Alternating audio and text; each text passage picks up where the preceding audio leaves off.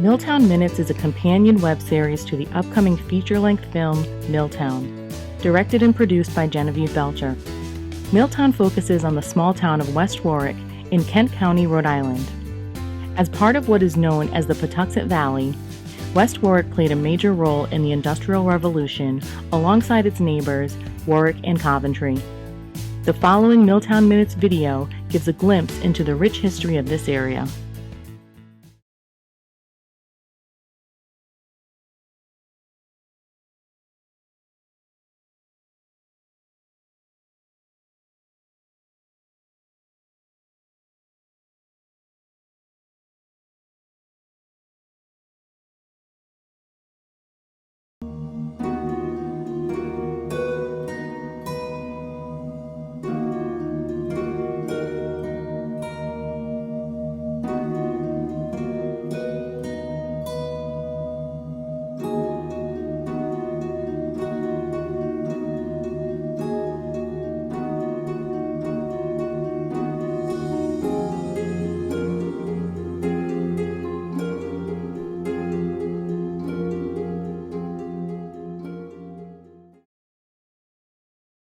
Mill owners purposefully designed their neighborhoods to attract and keep workers by providing for all of their needs. With the mill typically in the center of the community, they provided housing, churches, schools, stores, recreation, company picnics, and company lectures. These were effective tactics for keeping wages low, distracting workers from unionizing, and controlling all aspects of their lives. You had mill housing, you had baseball, they had sports teams, they had the company store where your check went to. They would take it right out of your check. If you bought goods, you'd go there, and they had everything. And you would go, and you needed a pair of pants. That's you bought your pants there. If you needed, shirt, milk, whatever, that's where you got it from. So your paycheck went right to the store. They owned you. Here and down, if you come in through the village, you don't see any church town greens with cemeteries and churches. They built a church and then a little factory and then people around, the houses around it. And that was a very common way to do things. And that went through the whole valley. And they would, factories would happen. They would run for a short time and then they'd either burn down or they'd go bankrupt. And then, people would move on to other places. And then you watch as that happened, there was a real evolution in the mill villages.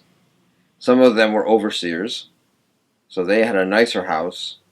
The people who ran certain machines were paid more. So as you went through a village, you can actually tell the rank of a person by the way where they were living. The mill owner, of course, had the nicest house on top of the hill. And then there's usually the overseer, and then some of the machinists, and then down to the other workers. And there was definitely a difference in the mills, too. The workers, you had women were weavers. Men, would tend the machines. So, there was definitely a separation of genders. Every mill had a baseball team.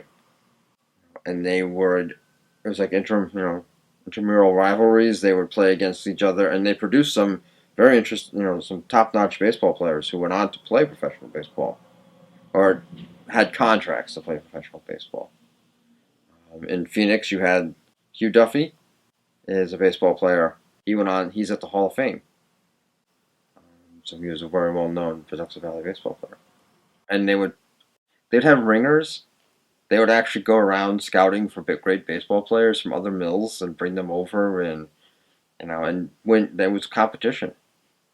If you see a lot of the old pictures, if you can find them, they have pennants and trophies. And the sports culture. You had boxing matches. John L. Sullivan came into came in and had a few boxing matches. You had the Majestic Theater, which was everybody went to the Majestic. And you had Houdini came there and performed a few acts. So you had they worked, but they also played. Another aspect of the industrial age, from the 1790s all the way up, was accidents.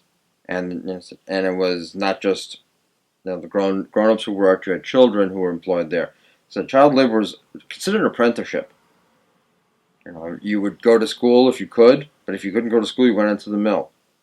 By the time you were 7 or 8, you would be working either as a bobbin boy or a doffer, and you would be running around, most of the time just, barefooted.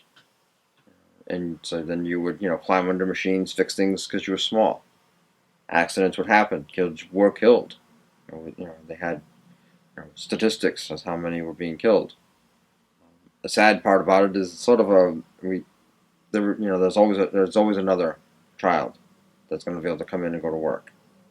And disease was another aspect. You'd wind up with tuberculosis from working some of these mills. Hearing loss. When you're running a Draper loom, which was the loom that followed basically the Gilmore, the power loom that changed everything. The young ladies were in charge of running Draper looms. You are not wearing hearing protection, and they are deafening. I mean, the speed is the shuttle that's being shot back and forth for weaving is a projectile. It's probably 88 miles an hour. It's like watching a major league fastball, and those things are being whacked back and forth, and it's very loud. So hearing loss is very common. Getting yourself caught in the machines if you wore loose-fitting clothing. Unfortunately, if you didn't pull your hair back, if you had long hair, you'd get pulled into machines, and people were known to do that, get scalped. Unfortunately, so it wasn't a happy part of it. And that's what the unions changed.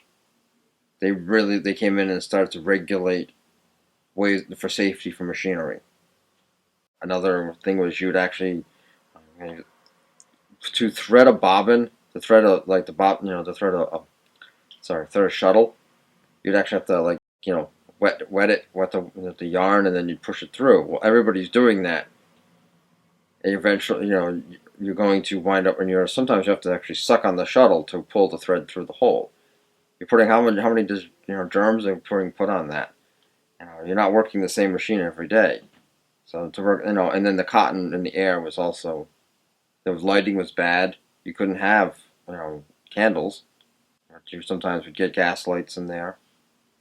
Or a lot of times that's why you saw sawtooth mills, which are the ones with the roof that look like a blade of a saw for direct sunlight. It would light every part of the mill. That's why the stone mills, you see them with the giant windows. Maximum light and maximum heat, because you can't have a fire in there.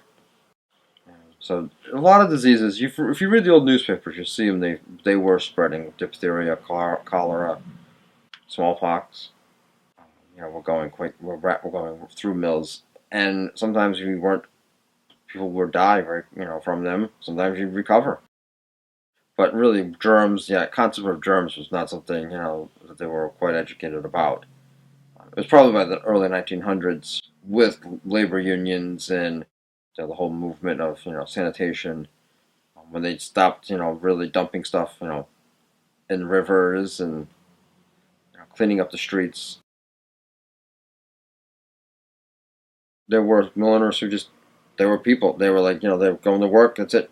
I don't care if anything happens to you. There's going to be somebody it's going to take your job.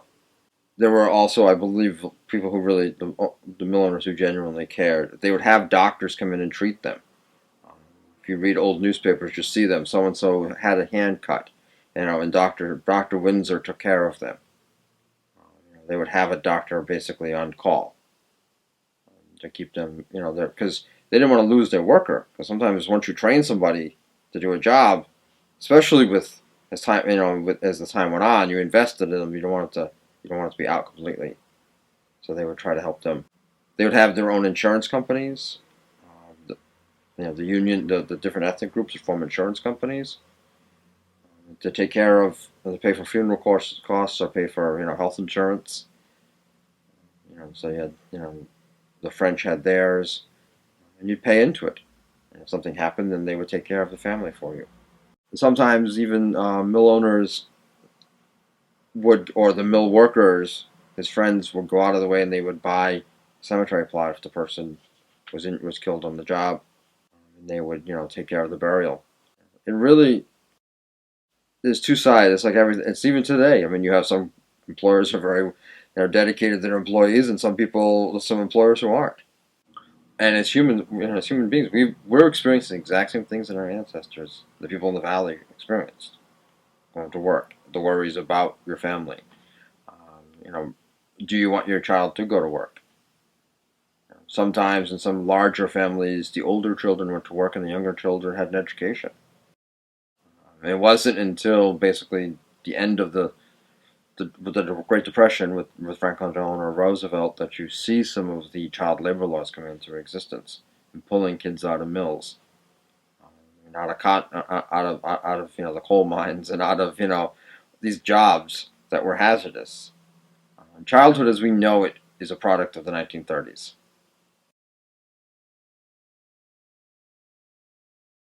Another part of part of the life of was unions. Each group developed their own union. You had different textile unions, your bakers unions, that you became a member of, and they took care of you. And that was actually really was one of the downfalls too, unfortunately, of what happened in the valley to a lot of the mills. Is that the unions got very powerful and the mills became old, so they eventually decided they would be easier, and the goods it became harder to get the goods here, so they decided to go south. As the mill owner owned everything, he could tell you he didn't want you to work in his mill anymore. He could raise the rent where you couldn't afford it. If you did something that he didn't like, if you spoke out against it. So organization of labor unions and strikes. There were strikes in the 1820s, but you were risking being blackballed from work. So as the unions developed and were able to get stronger, it took a lot of, and the people got the right to vote. It took away the power of the mill owner. By the 1920s, Southern competition and the invention of the steam engine, which meant mills could be built anywhere rather than being confined to rivers dependent on water power, the northern mills could not sustain themselves. In 1921, the BB&R Knight Company, at this point owned by the Consolidated Textile Corporation, cut workers' wages by 22.5% and increased the working hours. Then, in January 1922, the workers received word that the owners were planning to cut wages an additional 20%.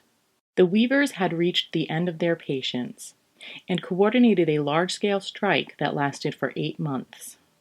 It started at the Valley Queen in River Point and spread throughout the Pawtuxet Valley. At times the workers turned violent, and the National Guard was called out to patrol the villages. After a long struggle, with both sides refusing to back down for several months, the mill owners finally agreed on September 12, 1922, to restore their wages back to what they were before January 1922. In the end, nobody really won, and the decline of the textile industry in New England was imminent. And today, with only a few exceptions, mills in Kent County are a thing of the past.